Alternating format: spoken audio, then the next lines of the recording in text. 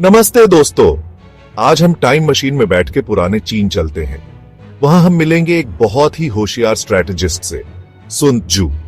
उन्होंने लिखी the art of war, जो कि मिलिट्री स्ट्रेटजी पे एक मास्टरपीस है। इतने सालों बाद भी आज लोग इसे पढ़ते हैं। सुन त्जू का मानना था कि दुश्मन को अपनी अक्लमंदी से हराना चाहिए। वो कहते थे कि खुद को और अपने दुश्मन को जानना बहुत जरूरी है। जीत प्लानिंग, डिसेप्शन और कमजोरियों का फायदा उठाने से मिलती है। यह सिर्फ लड़ाई के बारे में नहीं है, ये अपने गोल्स अचीव करने के बारे में है। शतरंज का गेम इमेजिन करो। आप बोर्ड देखते हो, ओपोनेंट के मूव सोचते हो और अपना प्लान बनाते हो। सुन त्जू हमें जिंदगी में भी ऐसे ही स्ट्रेटेजिक थिंकिंग से चलने की सीख देते हैं। चाहे कोई बिजनेस डील हो या पर्सनल चैलेंज, उनकी विजडम हमें गाइड करती है। सुन त्जू की टीचिंग्स टाइमलेस है। बोर्डरूम, खेल के मैदान और हमारी रोजमर्रा की जिंदगी में काम आती है। तो चलिए द आर्ट ऑफ वॉर में डुबकी लगाते हैं और इसके सीक्रेट्स जानते हैं। द आर्ट ऑफ वॉर सिर्फ बैटल्स की किताब नहीं है, ये कॉन्फ्लिक्ट से निकलने और जीत हासिल करने का एक गाइड है। इसकी विजडम टाइम और कल्चर से परे है। लीडर्स, एंटरप्रेन्योर्स और हर कोई इसकी टीचिंग से सीख सकता है। एक फुटबॉल मैच इमेजिन करो। कोच ओपोनेंट की स्ट्रेंथ्स और वीकनेसेस देखता है। वो गेम प्लान बनाता है, बदलते हालात में ढलता है और अपनी टीम को मोटिवेट करता है। यह है सुन त्जू का फिलॉसफी एक्शन में। सुन त्जू के प्रिंसिपल्स यूनिवर्सल हैं: प्लानिंग, डिसेप्शन, डिसिप्लिन और एडेप्टेबिलिटी। उन्होंने कब लड़ना है और कब रुकना है, ये जानने पे जोर दिया। उन्होंने स्ट्रॉन्ग लीडरशिप और इफेक्टिव कम्युनिकेशन की जरूरत बताई। द आर्ट ऑफ वॉर सिर्फ एक मिलिट्री मैनुअल नहीं है, ये स्ट्रेटेजिक थिंकिंग की पावर का सबूत है। ये हमें याद दिलाता है कि जीत हमेशा ताकत से नहीं, बल्कि इंटेलिजेंस, प्लानिंग और एडेप्टेशन से मिलती है। सुन त्जू का मानना था कि लड़ाई शुरू होने से पहले ही जीत हासिल कर लेनी चाहिए। इसका मतलब है केयरफुल प्लानिंग और स्ट्रेटेजिक थिंकिंग। वो जमीन, दुश्मन और खुद को जानने पर जोर देते थे। इस नॉलेज से आप कमजोरियों का फायदा उठा सकते हैं और अपनी स्ट्रेंथ्स बढ़ा सकते हैं। एक बॉक्सिंग मैच इमेजिन करो। बॉक्सर अपने ओपोनेंट के फाइटिंग स्टाइल को स्टडी करता है। वो पैटर्न्स, वीकनेसेस और अपॉर्चुनिटीज ढूंढता है, फिर रिंग में इस नॉलेज का यूज करता है। सुन त्जू ने हमें सिखाया कि हर लड़ाई लड़ने से पहले ही जीती या हारी जाती है, यानी तैयारी बहुत जरूरी है। सिचुएशन एनालाइज करो, चैलेंजेस एंटिसिपेट करो और एक प्लान बनाओ। ऐसा करके आप एक बड़ा एडवांटेज पा लेते हो।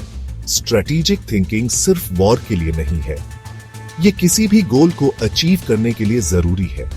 चाहे आप बिजनेस शुरू कर रहे हो, प्रोजेक्ट प्लान कर रहे हो या रोजमर्रा की जिंदगी जी रहे हो, सुन त्जू के प्रिंसिपल्स आपको सक्सेस की तरफ गाइड कर सकते हैं।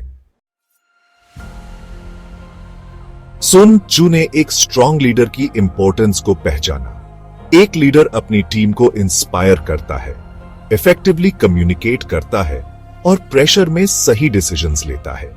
वो किसी भी सक्सेसफुल एंडेवर की बैकबोन होते हैं। एक कैप्टन को इमेजिन करो जो तूफान में शिप चला रहा है। वो काल्म रहता है, अपने क्रू से क्लियरली कम्युनिकेट करता है और सबकी सेफ्टी के लिए इंपॉर्टेंट डिसीजंस लेता है। यह है लीडरशिप का एसेंस। सुन त्जू ने कहा कि लीडर्स को डिसाइसिव, करेजस और कंपैशनेट होना चाहिए। उन्हें अपने एक्शंस और डिसीजंस से टीम का रिस्पेक्ट कमाना चाहिए। एक सच्चा लीडर एग्जाम्पल से लीड करता है और दूसरों को ग्रेटनेस के लिए इंस्पायर करता है। लीडरशिप सिर्फ बैटलफील्ड या बोर्डरूम तक लिमिटेड नहीं है, ये क्वालिटी है जो हम सब डेवलप कर सकते हैं।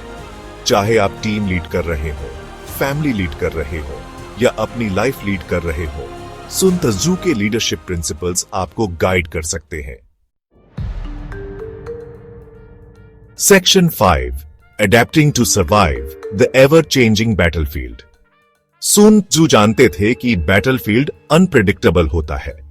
हालात बदलते हैं, प्लान्स फेल होते हैं और दुश्मन अडेप्ट करता है। सरवाइव करने और आगे बढ़ने के लिए हमें अडेप्टेबल होना चाहिए और चेंज को अपनाना चाहिए। एक नदी को इमेजिन करो जो पत्थरों के आसपास बह रही है। वो ऑब्स्टिकल्स से नहीं लड़ती, वो अपना रास्ता बदल लेती है, अपने डेस्टिनेशन तक पहुंचने का नया रास्ता ढूंढ लेती है। ये है एडेप्टेबिलिटी का एसेंस। सुन, जू ने हमें पानी की तरह बनने की सीख दी, फ्लूइड और एडेप्टेबल। अपने प्लान्स एडजस्ट करने से, नए अपॉर्चुनिटीज ग्रैब करने से और अपनी मिस्टेक्स से सीखने से मत डरो। फ्लेक्सिबिलिटी और एडेप्टेबिलिटी चैलेंजेस ओवरकम करने और जीत हासिल करने के लिए की है। जिंदगी बैटलफील्ड की तरह कॉन्स्टेंटली चेंज हो रही है। एडेप्टेबिलिटी को अपनाकर हम अनएक्सपेक्टेड सिचुएशंस से डील कर सकते हैं, ऑब्स्टिकल्स ओवरकम कर सकते हैं और हर चैलेंज से स्ट्रॉन्गर बन के निकल सकते हैं।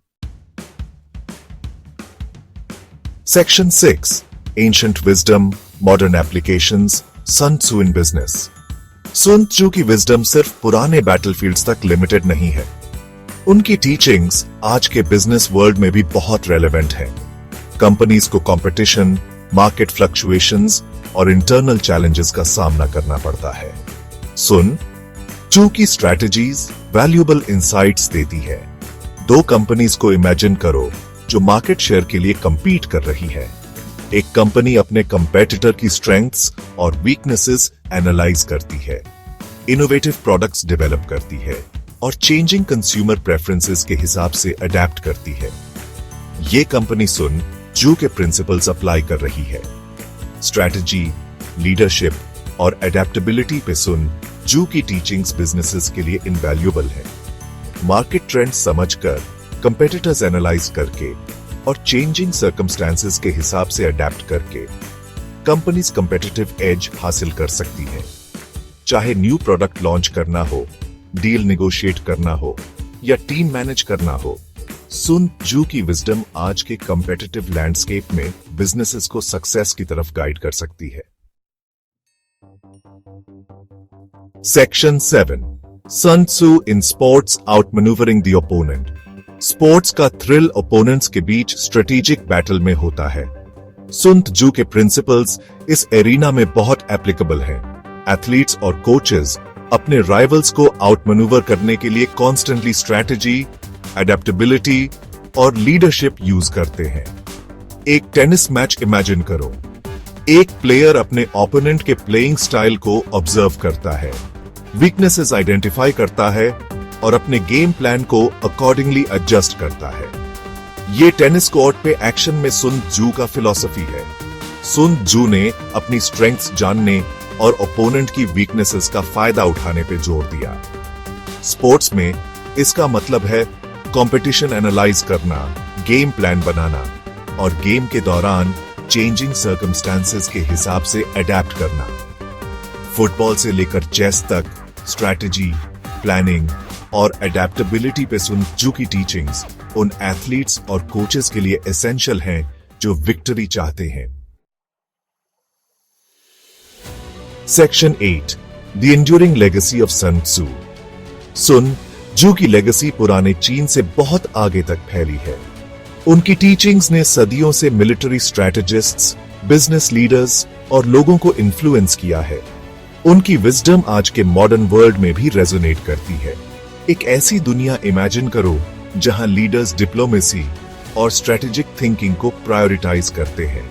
sun tzu की टीचिंग्स कॉन्फ्लिक्ट्स को पीसफुली और इफेक्टिवली रिजॉल्व करने का रास्ता दिखाती है।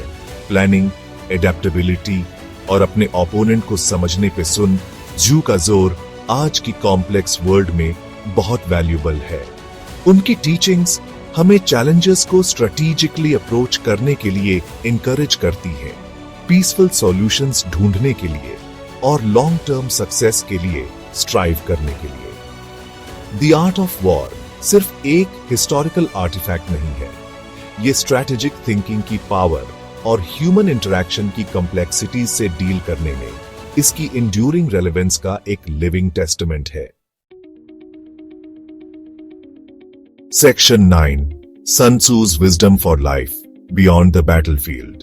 sun tzu की टीचिंग्स बैटलफील्ड से आगे बढ़कर हमारी पर्सनल लाइफ्स में भी अप्लाई होती है। उनके प्रिंसिपल्स चैलेंजेस ओवरकम करने, गोल्स अचीव करने और एक फुलफिलिंग लाइफ जीने के लिए गाइडेंस देते हैं। जिंदगी को एक जर्नी की तरह इमेजिन करो जिसमें ऑब्स्टिकल्स और अपॉर्चुनिटीज दोनों हैं।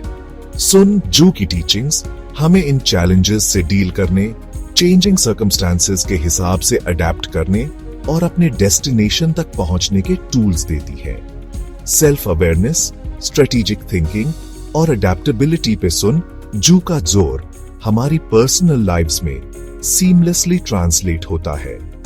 अपनी स्ट्रेंथ्स और वीकनेसेस समझकर, क्लियर गोल सेट करके और लाइफ के अनएक्सपेक्टेड टर्न्स के हिसाब से अडेप्ट करके हम अपनी लाइफ को ज्यादा क्लैरिटी और पर्पस के साथ नेविगेट कर सकते हैं। सुन जू की विजडम हमें याद दिलाती है कि जिंदगी वॉर की तरह चैलेंजेस और अपॉर्चुनिटीज का एक सीरीज है। उनकी टीचिंग्स को अपनाकर हम इन चैलेंजेस को ज्यादा अवेयरनेस, रेजिलियंस और स्ट्रेटेजिक माइंडसेट के साथ अप्रोच कर सकते हैं और एक फुलफिलिंग और मीनिंगफुल लाइफ जी सकते हैं।